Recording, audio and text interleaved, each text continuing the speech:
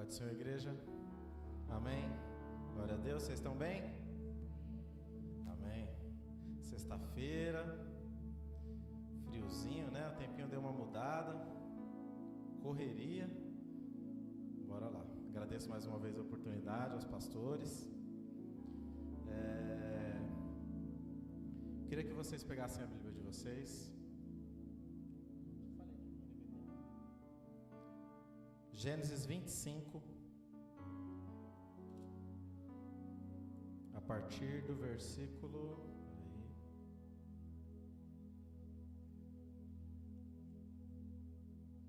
A partir do versículo 19.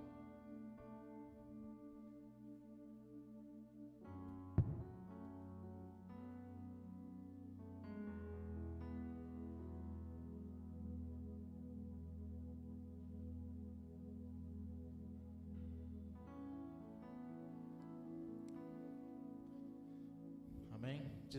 Diz assim a palavra do Senhor.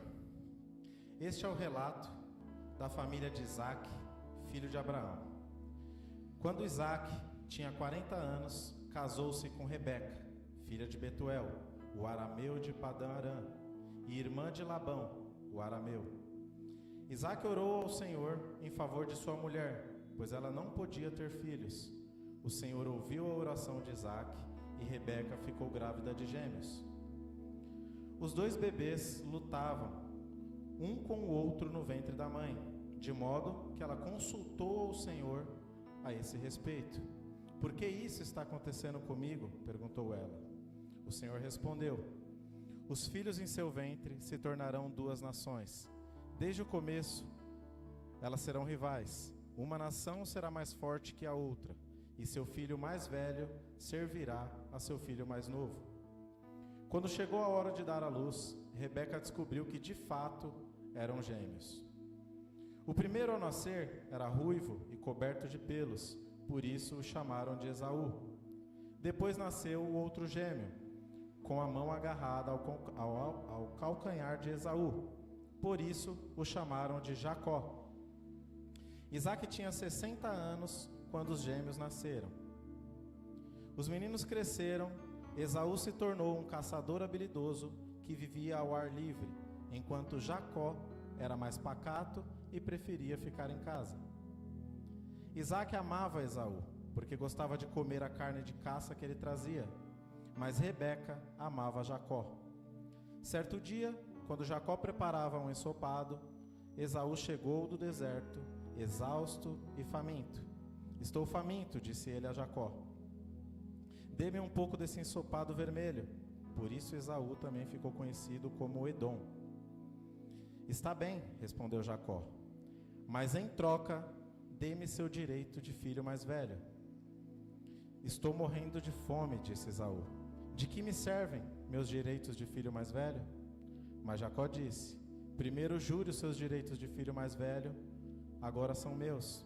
Esaú fez um juramento e desse modo vendeu todos os seus direitos de filho mais velho a seu irmão Jacó.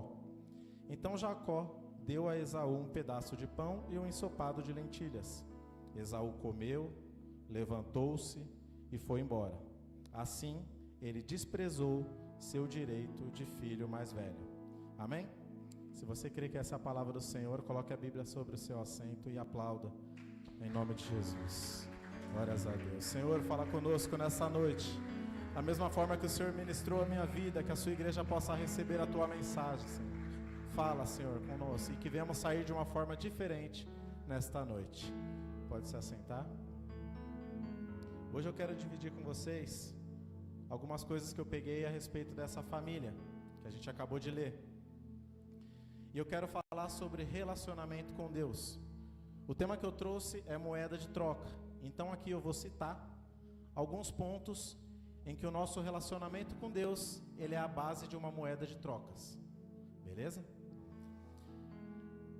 Esses dias eu vi um vídeo do pastor Cláudio Duarte falando, e ele falou algo muito interessante a respeito de que não é difícil você ir para o céu. Ir para o céu, na verdade, não é mérito nosso. O Senhor nos dá. Em Marcos 16:16, a palavra do Senhor fala assim: quem crer e for batizado será salvo, mas quem se recusar a crer será condenado. Em Efésios 2, do versículo 4 ao 6, diz assim: mas Deus é tão rico em misericórdia e nos amou tanto, que embora estivéssemos mortos por causa de nossos pecados, Ele nos deu vida juntamente com Cristo. É pela graça que vocês são salvos, pois Ele nos ressuscitou com Cristo e nos fez sentar com Ele nos domínios celestiais, porque agora estamos em Cristo Jesus. Então, ir para o céu não é mérito e não é difícil. O difícil é a nossa caminhada no dia a dia com Cristo. O difícil é nos mantermos fiéis às doutrinas, aos direcionamentos, a tudo aquilo que Ele nos entrega. E aí eu pego o exemplo de uma viagem. Quando você planeja uma viagem, você está ali querendo ir para Maragogi, você está querendo ir para qualquer outro estado, aí um sonho, ir para a Europa, não sei.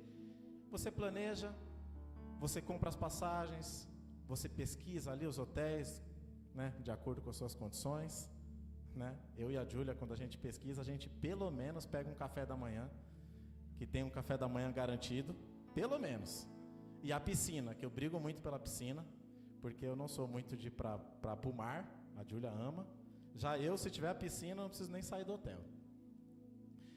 E aí você pesquisa todas as coisas, você começa a planejar também, e pesquisar alguns lugares que você quer conhecer. Então você começa ali a saborear aquele sonho, né? A planejar, a sonhar com aquilo. E você compra a passagem. Esse é seu direito de viajar. Só que não adianta nada você planejar, você ter a passagem, mas no dia do voo você chegar atrasado. Não adianta nada. Então foi uma corrida em vão. Aquela viagem você acabou perdendo aquele voo. E assim é o caminhar com Cristo. Muitas das vezes, a caminhada a gente está firme, mas por um descuido, pode ser naquele dia que o Senhor retorna para nos buscar. E naquele dia você não está preparado. Então aquele seu direito você acaba perdendo. E não adianta nada ter aquela caminhada por anos, sendo que no dia você não estava preparado. Amém? Então o desafio é nos mantermos esse relacionamento com Deus. Ter esse relacionamento com os princípios e valores de Deus no nosso dia a dia. É isso que vai nos manter de pé. Buscando nele conhecimento e aperfeiçoamento em tudo que a gente faz. Porque somos humanos, temos nossos erros, nossas falhas, não somos perfeitos. Mas Ele nos ensina a sermos cada vez melhores. Ele nos ensina, através dos seus princípios, a sermos pessoas melhores no trabalho, a sermos pessoas melhores dentro de casa, a sermos servos melhores na igreja.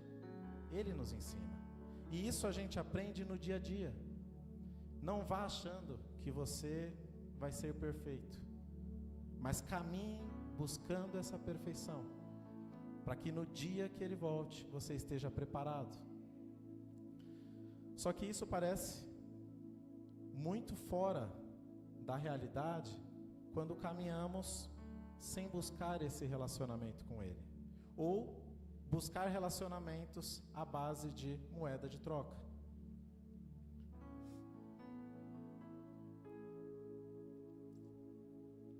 E esse é o desafio que a gente tem, é caminhar dia a dia buscando isso no Senhor, para que quando chegar no final a gente possa falar como Paulo, em 2 Timóteo 4, do versículo 7 ao 8, combati o bom combate, terminei a corrida, guardei a fé.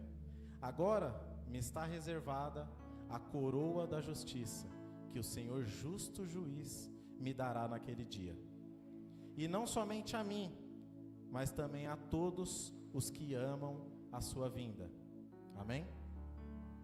E é nesse relacionamento que a gente busca essa intimidade com Deus, que a gente vai entendendo as promessas que Ele tem sobre a nossa vida, que a gente recebe dEle discernimento para superar desafios, obstáculos, e a cada dia aprendendo mais com aquilo que a gente já possui através do Teu Espírito Santo, e revelando aquilo que a gente já tem dEle no nosso dia a dia, através dos propósitos e dos valores que o Senhor nos ensina. Amém? Seria um curso natural, mas o desafio de tudo isso é a caminhada. E nessa caminhada eu vou citar alguns modelos de moedas de troca que a gente tem no relacionamento com Deus.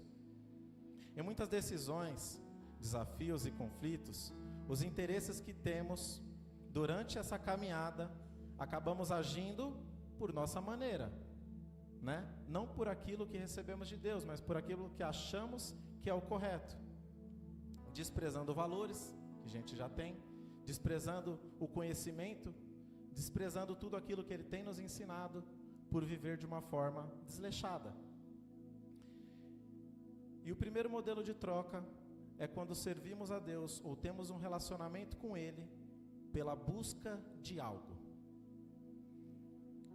No versículo 21, nós lemos, fala que Isaac orou ao Senhor em favor de sua mulher, pois ela não podia ter filhos. O Senhor ouviu a oração de Isaac, e Rebeca ficou grávida de gêmeos. Aqui eu percebo que esse casal, e lendo toda a história, eu percebo que esse casal ele tinha um afeto, um amor um pelo outro. Tanto é que em Gênesis 24:67, fala que ele a amava profundamente. E nela ele encontrou consolação depois da morte de sua mãe. Então aqui eu percebo que essa família, uma família abençoada, uma família próspera, eles viviam em amor, em relação, em afeto.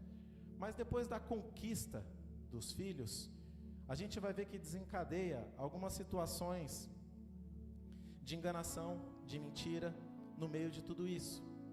E aqui eu pego esse primeiro ponto. Quando buscamos algo no Senhor, a gente se entrega, a gente faz de tudo, a gente vem para a igreja várias vezes, a gente está em oração, a gente faz jejum, mas depois que a gente conquista alguma coisa, qual que é o natural? A gente relaxar, a gente se distrair. E a partir disso, as nossas decisões, a nossa forma de viver já não é baseada mais naquilo que o Senhor nos direciona, mas sim naquilo que a gente quer. Ou então, o relaxo, por ter conquistado alguma coisa, já faz você viver de uma forma a Deus dará. Amém? A sua conquista não pode interferir e nem prejudicar no seu comportamento como servo e serva de Deus. Muitas vezes, lutamos por certas coisas e quando conquistamos, desvalorizamos aquilo que já possuímos. E foi o que aconteceu.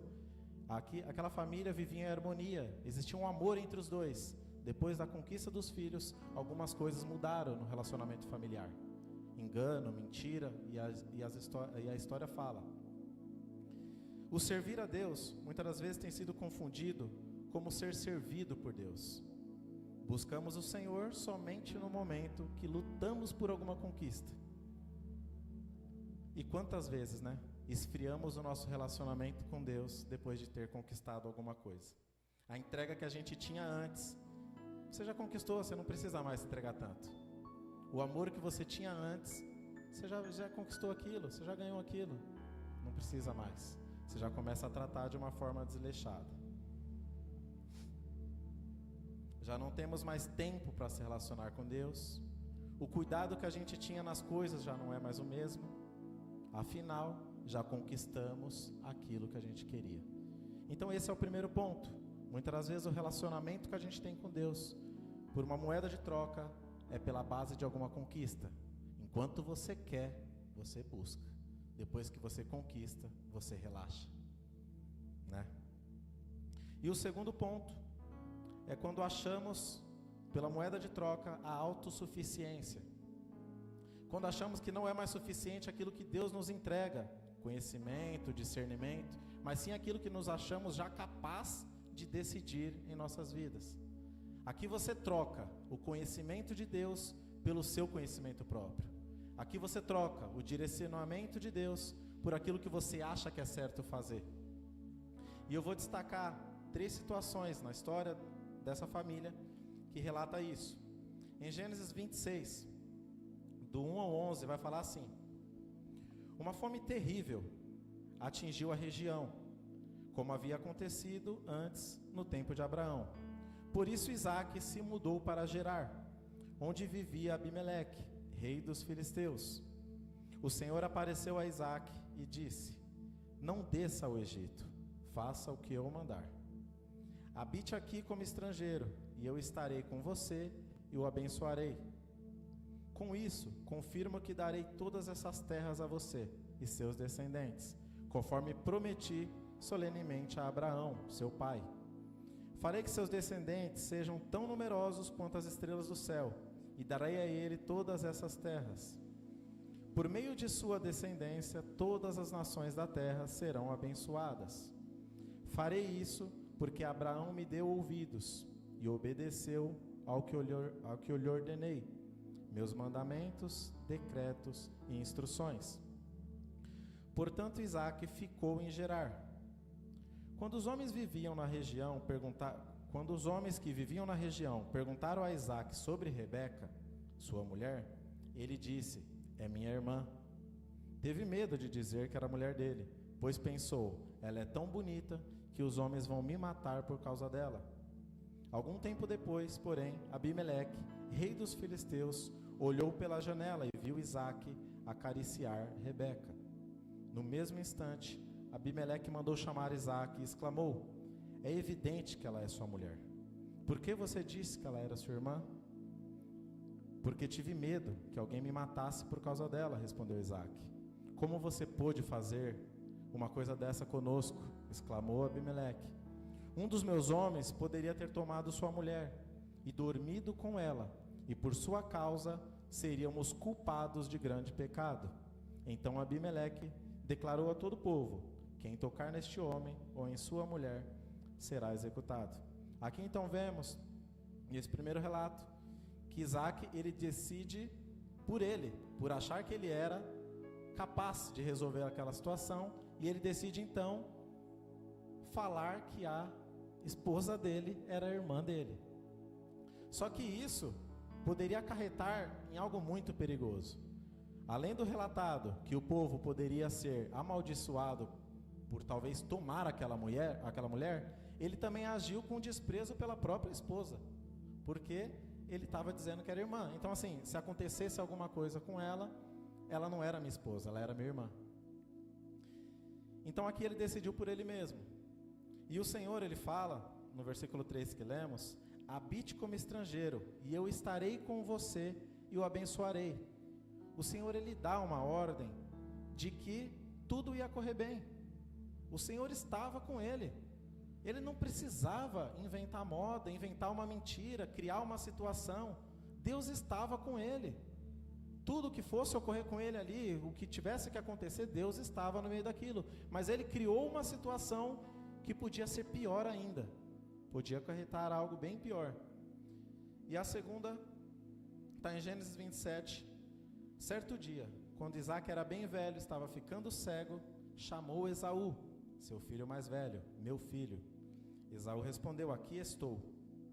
Isaque disse: estou velho e não sei quando vou morrer.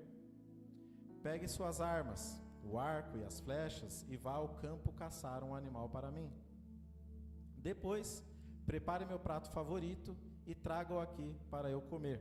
Então pronunciarei a bênção que pertence a você, meu filho mais velho, antes de eu morrer. Aqui, sem consultar a Deus, Isaque achou que era o melhor momento de realizar então a bênção, passar a bênção para o filho dele, o filho primogênito. Só que ele estava tão velho e tão cego, que essa decisão dele naquele momento, ele acabou sendo enganado pela própria esposa, né, e pelo outro filho, por Jacó. Então ali ele criou uma situação que gerou algo ruim. Amém? E de Rebeca tem uma situação dela também. Continuando no versículo 5. Rebeca, porém, ouviu o que Isaque tinha dito a seu filho Esaú. Quando Esaú saiu para caçar, ela disse ao seu filho Jacó: ouvi seu pai dizer a Esaú: traga-me uma carne de caça e prepare-me uma refeição saborosa. Então abençoarei você na presença do Senhor antes de eu morrer. Agora, meu filho, preste atenção e faça exatamente o que eu lhe direi. Vá ao rebanho e traga-me 2 melhores cabritos, e eu prepararei um prato favorito para seu pai. Depois leve a comida para ele, para que ele coma e o abençoe antes de morrer. Aqui então, Rebeca ela monta um plano, né? Ela viu a situação que estava acontecendo ali, né? E ela entendeu então que ela poderia manusear.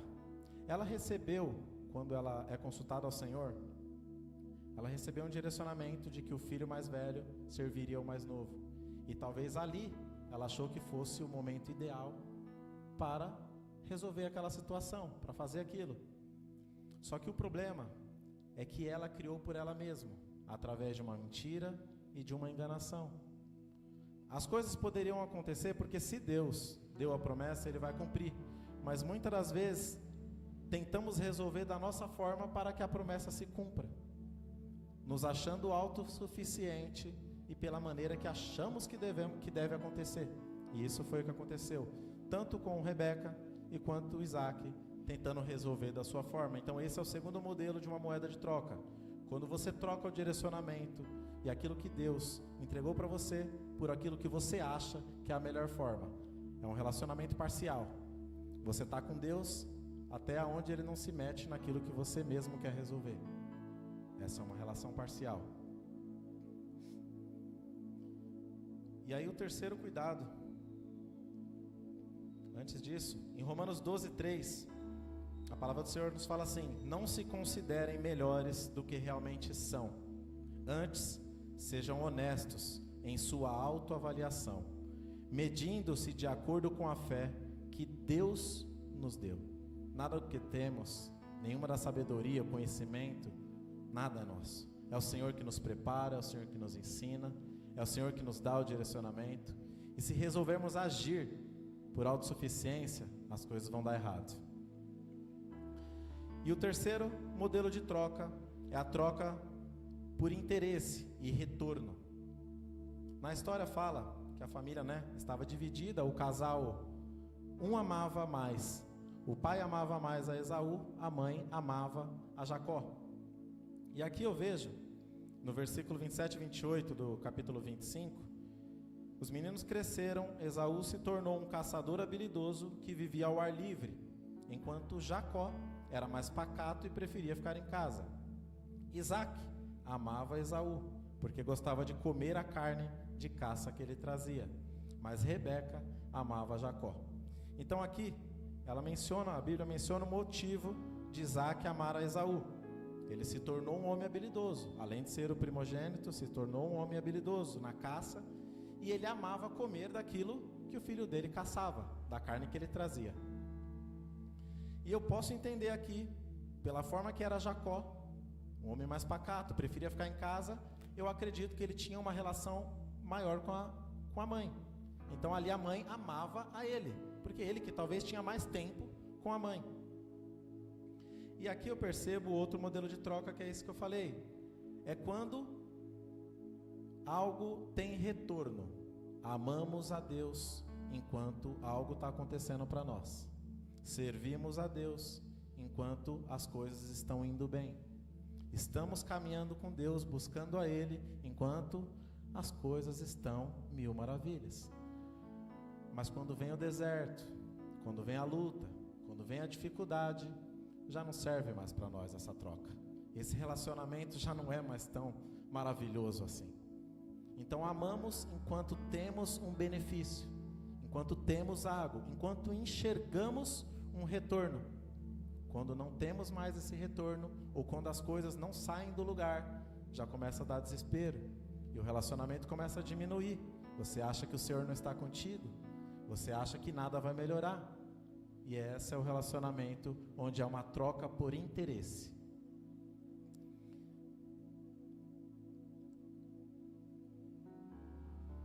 E o quarto modelo de troca é quando o relacionamento que você tem com Ele, ou aquilo que Deus já te deu, já te prometeu, já não tem mais tanto valor para você.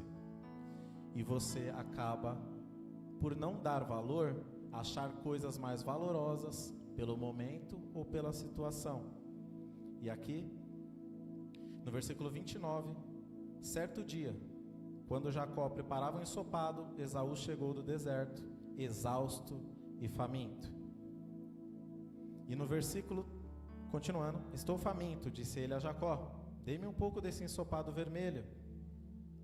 No versículo 31, Jacó responde, tudo bem, eu te dou esse ensopado, mas então me dá seu direito de filho mais velho, vamos fazer essa troca.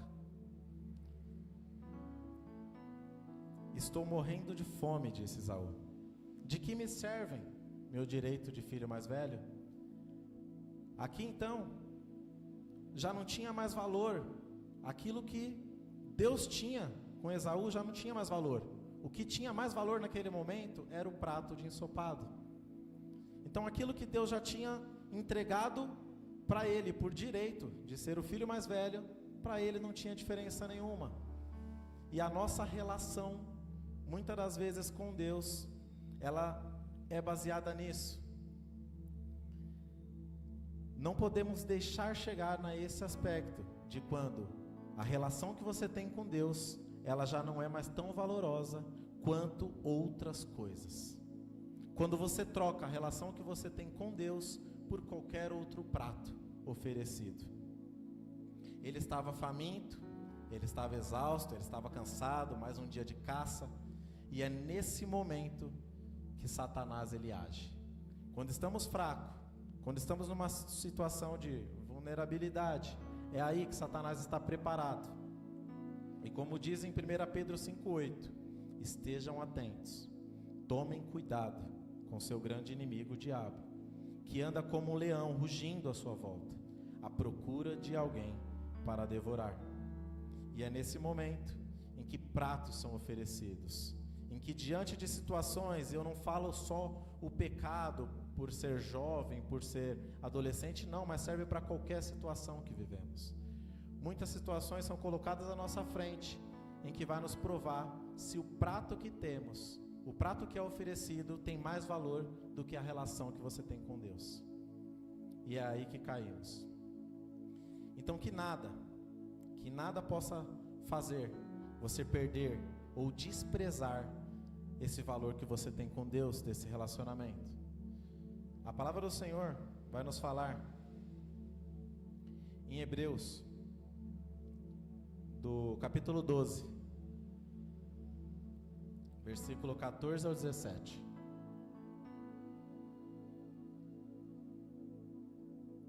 Esforcem para viver em paz com todos e procurem ter uma vida santa, sem a qual ninguém verá o Senhor. Cuidem um dos outros, para que nenhum de vocês deixem de experimentar a graça de Deus.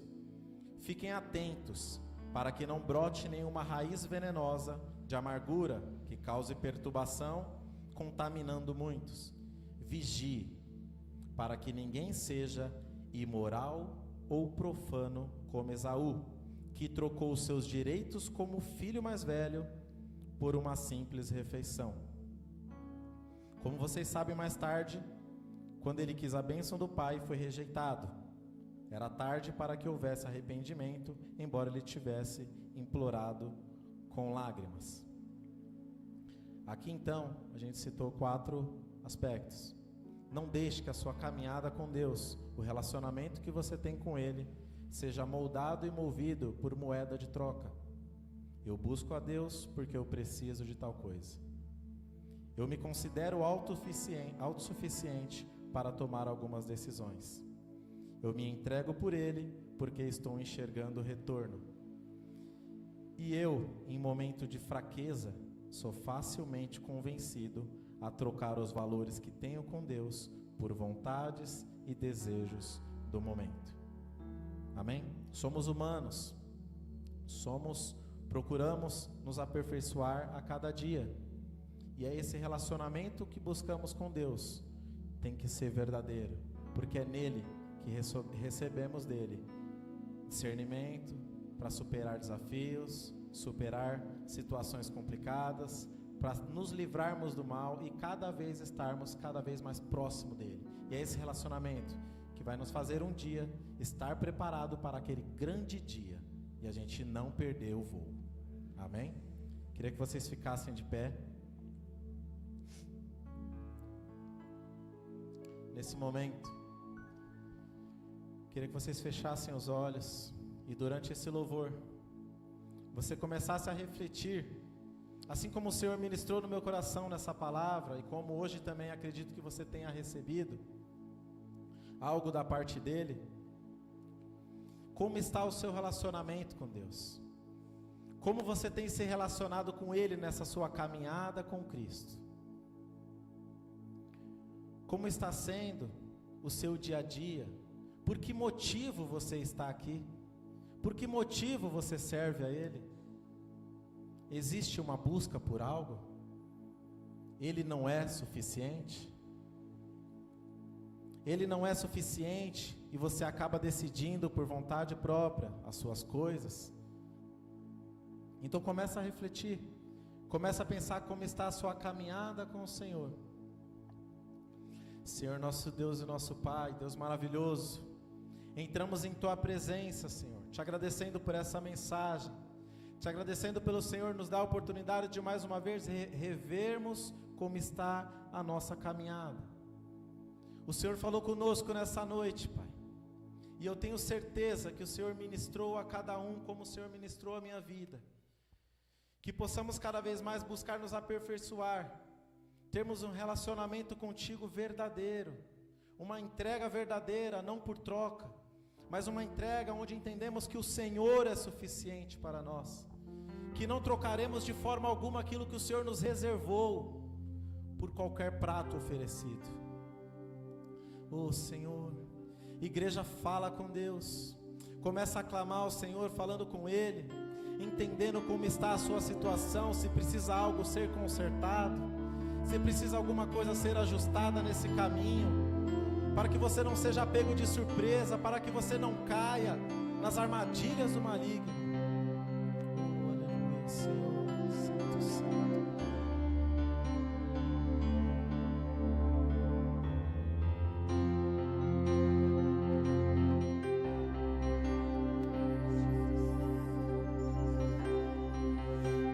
Envolto em Tua presença, aos Teus pés é onde eu quero estar.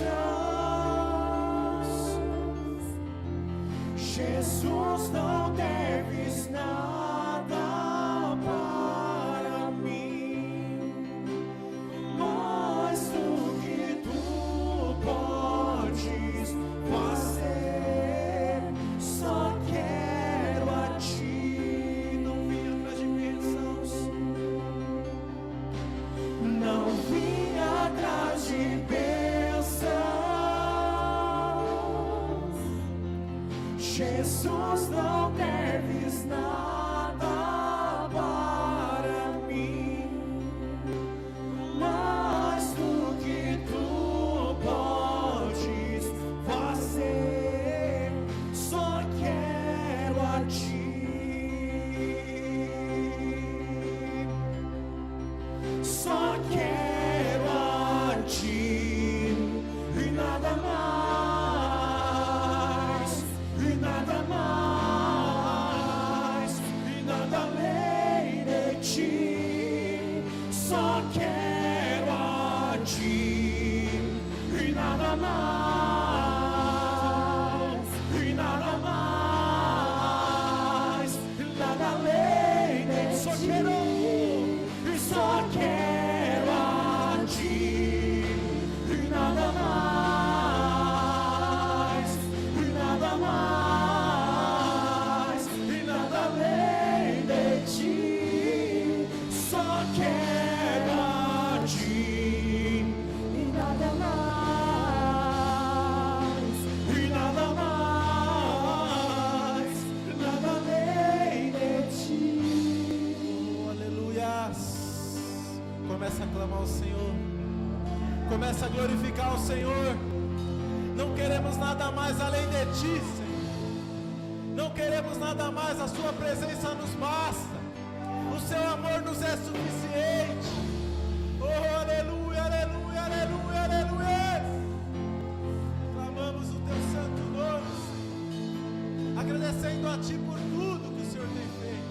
Só quero a ti e nada mais, e nada mais, nada além de ti, só quero a ti e nada mais, e nada mais, nada além de ti. Obrigado, Senhor. Obrigado, Jesus. A igreja pode aplaudir bem forte e glorificar o Senhor. Ele é digno de toda a honra, de toda a glória, de todo louvor.